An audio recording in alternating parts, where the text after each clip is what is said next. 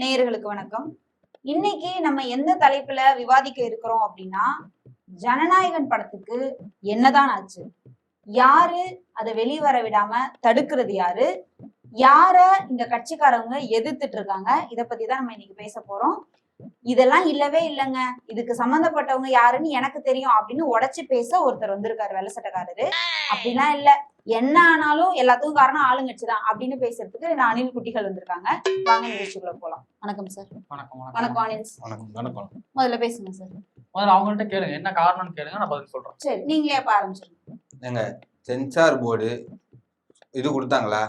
எதுக்கு censor board இது கொடுக்கல? இன்னும் எல்லாம் ஆளுங்கட்சி சதிங்க. எங்களுக்கு தேட்டர் கொடுக்க மாட்டாங்க, சென்சார் போர்டுல பர்மிஷன் இது கொடுக்க மாட்டாங்க, எல்லாம் அவங்க கையில வச்சுட்டு எல்லாத்தையும் இது பண்றாங்க. கடைசி படம் இவர் விடக்கூடாது, படம் ரிலீஸ் ஆச்சுன்னா நாங்க ஜெயிச்சிருவோம் அப்படின்ற இதுல அவங்க பண்றாங்க. ஆமா, இதெல்லாம் ஆளுங்கட்சி சதிங்க. இதெல்லாம் காமெடி செய்திகள் எல்லாம் சொல்லாதீங்க, கருத்துக்கள் மட்டும் சொல்லுங்க. எனக்கு ஒரே ஒரு சந்தேகம் மேடம், இவங்க ஆளுங்கட்சின்றாங்கல்ல, எந்த ஆளுங்கட்சி சொல்றாங்கன்னு மட்டும் எனக்கு தெளிவுபடுத்துங்க கொஞ்சம்.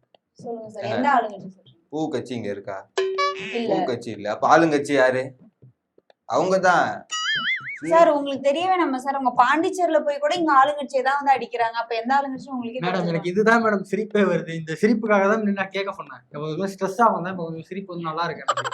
அதாவது நான் என்ன சொல்றேன்னா, இங்க ஆளுங்கட்சிய அடிக்கலாம், எந்தெந்த விஷயத்துக்கு அடிக்கணும்ங்கிறது ஒண்ணு இருக்கு. எல்லாத்துக்கும் ஆளுங்கட்சி, எல்லாத்துக்கும் ஆளுங்கட்சி. தும்முனா ஆளுங்கட்சி, மூக்கொழுனா ஆளுங்கட்சி, அது பண்ணா இது பண்ணா எல்லாத்துக்கும் ஆளுங்கட்சினா எனக்கு புரியவே இல்லை. அதாவது இந்த சர்டிபிகேட் கொடுக்குற அந்த சென்சார் போர்டு வந்து யார் கண்ட்ரோல்ல இருக்கு மேடம்? நீங்களே சொல்லுங்க.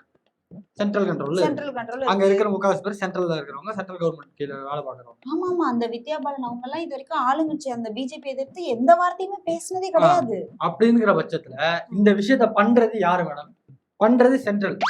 அப்படிங்கும் போது இங்க ஆளுங்கட்சி பண்ணுதுன்ட்டு இந்த தற்கொலை கூட்டம் வந்து சாரி இந்த ஆச்சரியக்குறி கூட்டம் வந்து இந்த மாதிரி பேசிக்கிட்டு இருந்தா சிரிப்பு தான் வருது சார். இப்ப நீங்க ஒருத்தவங்களை வந்து நீங்க திட்டணும்னு நினைக்கிறீங்க, ஆனா திட்ட முடியலன்னா அதுக்கு என்ன ரீசனா இருக்கும்? ஒண்ணு, அவங்க கிட்ட வசமா ஏதாவது மாட்டி இருப்பீங்க, திரும்ப அவங்க வச்சு செஞ்சிருவாங்களோன்னு பயத்துல அமைதியா இருப்பீங்க. இல்லன்னா திக் ஃப்ரெண்ட்ஸா இருக்கும், அதனால விட்டு கொடுக்க முடியாம இருப்பீங்க. இது ரெண்டுல ஏதோ ஒண்ணுதான். அது விடுங்க. சென்சார் போர்டு சர்டிபிகேட் கொடுக்காம விட்டது கூட பரவாயில்லைங்க. 12ஆம் தேதி எங்க தளபதி டெல்லிக்கு கூப்பிடுறாங்க, சம்மன் அனுப்பி சிபிஐ. இந்த ஆளுங்கட்சி பாருங்க, இங்க இருக்கிற சிபிஐ கூப்பிட மாட்டாங்க, டெல்லிக்கு வர சொல்றாங்க. பாத்தீங்களா? அது மட்டுமா, பொங்கலே இல்லைங்க எங்களுக்கு. எங்க தளபதி இல்லாம நாங்க எப்படி பொங்கல் கொண்டாடுவோம்? மேடம் நாங்களா மேடம் சிபிஐ கேட்டோம்? சொல்லுங்க. இவங்களா சிபிஐ? இவங்க தானே சிபிஐ வேணும் சிபிஐ வேணும் சிபிஐ வேணும். நீதி வெல்லுங்க. இங்க வந்து அதுதான் இன்னும் ஜெயிக்கவே இல்லை. சிபிஐக்கு கொடுத்த உடனே நீதி வெல்லும் நீதி வெல்லும்னா இது என்னங்கிறது எனக்கு புரியல. அதாவது கரூர்ல அவ்வளவு பெரிய ஒரு இஷ்யூ நடந்திருக்கு மேடம், இது வரைக்கும் ஏதாவது எங்களாலதான் காரணம் அப்படின்ட்டு அவர் தலைவர் வந்து வெளில சொன்னாரா? சரி, நீங்க அவரு காரணமே இல்லங்க. அவரு ஏன் இது சொல்லுங்க? A1 குற்றவாளி யாரு, A2 யாரு, அந்த லிஸ்ட்லயே எங்க தளபதி இல்லங்க. தளபதி ஏன் காரணம் சொல்றாங்க? இருந்துட்டு போகுதுப்பா, காரணம் இல்லன்னு இருக்கட்டும். நான் என்ன சொல்றேன், அதுக்கு ஒரு வருத்தப்படுறேன். எனக்கு வந்து ரொம்ப கஷ்டமா இருக்கு அப்படின்னு இது வரைக்கும் ஏதாவது சொன்னாங்க? ஆமா, வருத்தப்பட்டனாலதான் உடம்புலாம் குறைஞ்சிச்சு தெரியும்ல, வருத்தத்துல இருந்து தூங்காம. வாழ்க்கைங்க, ரியலுங்க. நேர்ல பாக்கும்போது உடம்பு முன்னாடி எத்தனை கிலோ வெயிட்ல இருந்தாரு, கரூர் சம்பவத்துக்கு அப்புறம் எத்தனை கிலோ வெயிட்ல இருந்தாரு உங்கள்ட்ட டேட்டா இருக்கா? இருக்குங்க, கண் பார்வையில இருக்குங்க. அதெல்லாம் நம்ம பேச அவசியம் இல்லை. நான் ஒண்ணு கேக்குறேன், அவர் ஒரு இது அறிக்கை விட்டார்ல, இந்த மாதிரி எனக்கு வந்து இந்த மாதிரி நடந்திருக்கு சம்பவம் நடந்து எத்தனை நாளுக்கு அப்புறம் விட்டாரு? கிட்டத்தட்ட ஒரு வாரம் இருக்குமா, ஒரு வாரத்துக்கு மேலதான் விட்டாரு. அந்த மக்களை வந்து எத்தனை நாளுக்கு கூப்பிட்டு பார்த்தாரு? 25 நாளுக்கு மேல ஆச்சு. அதுக்கப்புறம் விட முக்கியமான இன்னொரு விஷயங்க, இப்போ அவரு மன உடைச்சல்ல இருந்தாருங்க, அதுல இருந்து வெளியே வர்றதுக்கு ரொம்ப நாள் ஆயிடுச்சுங்க. எது பேசாம உள்ள வந்து பேசுப்பா. இப்போ துப்புரவு பணியாளர்கள் போராட்டம் பண்ணாங்க, அவங்களுக்கு கூப்பிட்டு வச்சு ஆதரவு கொடுத்தாரு. மழையில பாதிக்கப்பட்டாங்க, அவங்களை கூப்பிட்டு வச்சு ஆதரவு கொடுத்தாரு. கரூர்ல இருந்தவங்களுக்கு கூப்பிட்டு வச்சு இருங்க இதுக்கு ஆதரவு கொடுத்தாரு. அதே மாதிரி சிபிஐ அவங்க தானே வந்து உங்ககிட்ட விசாரணை பண்ணிட்டு அவரு பாக்கதாங்க எல்லாரும் வரணும். கார் முன்னாடி வந்து ஒரு பொண்ணு விழுந்தாங்களே, அவங்கள மட்டும் ஏன் கூப்பிட்டு வச்சு ஆதரவு சொல்லல? அது அவங்க வந்து ஆளுங்கட்சியில சேர்ந்துட்டாங்க. அவங்க அண்ணெல்லாம் ஆளுங்கட்சி, எல்லாம் ஆளுங்கட்சி. அவங்க ஆளுங்கட்சி சதி. அதுதான் ஏதாவது பண்ணா ஒண்ணு முத்திரையை கொட்டி விட்டுறது, இல்ல வேற ஏதாவது இது பண்ணி விடுறது, இல்லைன்னா அவங்க வந்து இதுவே கிடையாது, அவங்க வந்து நமக்கு ஃபுல்லா எதிரா இருக்காங்கன்னு சொல்லி பேசுறது. இதுதான் மேடம் இல்லங்க. இப்போ தியேட்டர்ல 80% தியேட்டர் நாங்க கேட்டிருந்தோம், 60 தாங்க தராங்க. அந்த பராசக்திக்கு 40 அந்த படம் ஓடாதுன்னு மக்களுக்கே தெரியும். இருந்தாலும் 40 உங்களுக்கு 60 உங்களுக்கு 40 வேற என்ன எங்களுக்கு 80% வேணுங்க. நாங்க 80% கேட்டு இவங்களோட இதெல்லாம் பண்ணிட்டு மனநிலை இருக்கோம். எப்படி இருக்குன்னா வியூஸ் தான் ஓட்டுன்னு நினைச்சிட்டு இருக்காங்க. இந்த ட்ரைலர்ல வியூஸ் அதிகமா போயிடுச்சாமா. அந்த வியூஸ் அதிகமா போயிடுச்சுட்டு வயிற்றுல சுத்திட்டு இருக்காங்க. பக் வச்சு வியூஸ் ஏத்துறாங்க. கள்ள ஓட்டு போறாங்க. இதுல கூட கள்ள ஓட்டு. நான் வந்து தப்பு சொல்லவே இல்லை. இதுக்கு முன்னாடி இந்த படங்களுக்கு வந்த ட்ரைலர் எல்லாமே யாரோட ட்ரைலர் வந்து அதிகமா போயிருக்கு? விஜயோட அதிகமா போயிருக்கு. ஒரு ரெக்கார்ட் பிரேக்கர் அப்படிலாம் நிறைய பேசுவாங்க. நான் கேள்வி இப்பயும் அவரு தானே போனோம், ஏன் போல? அதுதான்ப்பா இது வந்து ஒரு ஏன்னா புதுசா ஏதாவது பண்ணிருந்தா போயிருக்கும் சார். ஆல்ரெடி கிண்டினதே கிண்டி வச்சிருந்தா இது எப்படி உப்மாவா மக்கள் இருந்தாலும் எங்க தளபதிக்குன்னா அது பிரியாணிங்க. மேடம் அதையும் தாண்டி இது தமிழ் சமூகத்துக்கான ஒரு படம் மேடம். இது வந்து ஒரு மொழியை பத்தி பேசுது. அந்த மொழி பேசுது இல்ல. ஆந்திராக்காரங்க வச்சு படம் எடுக்கிறாங்க, தெலுங்கால வச்சு ஹீரோவா போடுறாங்க. ரெட்டி அங்கங்குற ரெட்டி ஏதோ டேரக்டர் பேரு அவங்க எல்லாம் பாத்தீங்கன்னா எல்லாம் தெலுங்கால வச்சு தமிழுக்கு இது பண்றாங்களா பாத்தீங்க. இதுதான் அவங்க நிலைமை, தமிழ்நாட்டுக்கு நிலைமை. தெலுங்கு முத்திரை குத்த ஆரம்பிச்சாங்க. எதுவுமே கிடைக்காது, தெலுங்கு முத்திரை குத்த ஆரம்பிச்சிட்டாங்க. சரி சார், எல்லாமே விடுங்க. இப்ப ஹேமந்த் சோரன் ஒரு ஸ்டேட்டோட சிஎம்மா இருந்தாரு, அரவிந்த் கெஜ்ரிவால், ராகுல் காந்தி எல்லாரையுமே வந்துட்டு விசாரணைனா டெல்லிக்கு தான் கூப்பிடுவாங்க. அவங்க எல்லாம் சாதாரண பொலிட்டிக்கல் இவங்க தளபதி யார்? ஆமா, இவங்க தளபதி யார் தெரியல, கரிஸ்மாட்டிக் லீடர்.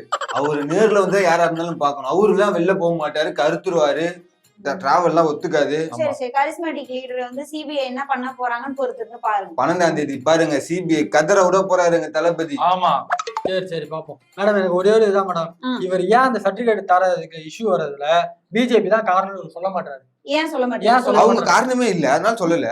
இருந்தாலும் ஒரு பக்கம் அவங்க எங்க ஓனரு டிபேட்ல உட்காந்துருக்கேன், அமைதியா இருக்கேன். நானு கோவப்படுத்தாத சொல்லிட்டேன் நானு. பொறுமை சார், சும்மா முழுக்க முழுக்க காரணம் அவங்க. நீங்க இதை கூட சொல்லுங்கயா, எங்களை வந்து கூட்டணிக்கு வர வைக்கிறதுக்காக தான் அவங்க இவ்வளவு இது பண்றாங்க, எங்களை வந்து நெருக்கடி கொடுக்குறாங்க அப்படின்னு சொல்லி அதையாவது பேசுங்க. மறைமுக கூட்டணி திமுக இருக்கு, அதனாலதான் தரமாட்டாங்க பிஜேபின்னு சொல்றீங்கல்ல, அதை தெளிவா சொல்லுங்க. பிஜேபி தான் தரமாட்டேங்குதுன்றத சொல்லுங்க. மறைமுக கூட்டணியில இருக்கீங்க, அதனாலதான் அவங்க தரமாட்டாங்க. உங்களுக்கு மட்டும் எப்படி தந்தாங்க இந்தி திணிப்புக்கெல்லாம்? இந்தி திணிப்பு இவங்களுக்கு டெல்லிக்கு எதிரான இதுதானங்க, அவங்களுக்கு எப்படி தந்தாங்க கேளுங்க. ஒரே ஒரு இதுதான், இதுக்கு முன்னாடி அந்த நிறைய ரத்தம் தெரிக்கிற மாதிரியான படம் வந்திருக்கு. அந்த இப்ப லாஸ்ட்ல லியோ அந்த மாதிரிலாம் படம் எல்லாம் வந்துச்சு. அதுக்கே சர்டிபிகேட் கொடுத்துறாங்க அப்படின்னா இதுக்கு தராதது காரணம் என்ன? எனக்கு அதுதான் இதுக்கு தராத காரணம் என்னன்னா, இதை வச்சு பிஜேபி ஒரு அரசியல் பண்ணலாம்னு நினைக்குது, இவர் உள்ள கூட்டு வரலாம்ங்கிறது நினைக்குது. அதுக்காக தான் இவ்வளவு இது பண்ணுது. அமித்ஷா ஒரு பிளான் போட்டு பண்ணிட்டு இருக்காரு. அது என்னங்கிறத தெளிவா சொல்லுங்க. நீங்க இப்படியே கூட சொல்லுங்களேன். ஆனா இவங்க வந்து அமித்ஷா அங்கிள் அப்படின்னு கேட்க மாட்டாங்க. நான் என்ன கேக்குறேன், இப்படி சொல்லுங்க. இந்த மாதிரிதான்ப்பா எப்போதும் அவர் ஒரு வீடியோ போடுவார்ல, அதே மாதிரி வீடியோ போட்டோம். இந்த மாதிரி இந்த படம் ரிலீஸ் ஆக போகுது, முன்னாடி ஒரு நெருக்கடி இருந்துச்சு, அது வேற மாதிரி இருந்துச்சு. இப்ப நான் வந்து ஆடியோ லான்ச்ல பேசியிருக்காரு. என்ன சொல்லியிருக்காருன்னா, இது படனாலே வந்து நெருக்கடி வரதான் செய்யும். இப்ப நம்ம வேற அரசியலுக்கு வந்துட்டோம், நெருக்கடி அதிகமா வந்திருக்கு அப்படின்னு அங்க பேசுறாருல. அதே பேசுறது நெருக்கடி அதிகமா வருது, இதுக்கு காரணம் இந்த பிஜேபி தான். அதனால நம்ம ரசிகர்கள் நம்ம கூட இருந்து ஒரு சப்போர்ட் பண்ணி இந்த மாதிரி நம்ம படத்தை ரிலீஸ் பண்றதுக்கு ஒரு இது பண்ணுங்க அப்படின்னு கூட சொல்லலாம்ல. சொல்ல மாட்டாங்க, ஏன்னா பிஜேபி அவங்க எதிர்க்க மாட்டாங்க. அது வந்து அது அப்படிதாங்க, எதிர்க்க கூடாது. இப்போ வந்து தமிழ்நாடு கடன் நல்லா ஊழல் பண்றாங்கன்னு சொல்றாரு அமித்ஷா. ஆனா அவங்க 7.5 லட்சம் கோடி ஊழல் பண்ணாங்க, அதை பத்தி நாங்க பேசணுமா? பேச மாட்டோம்.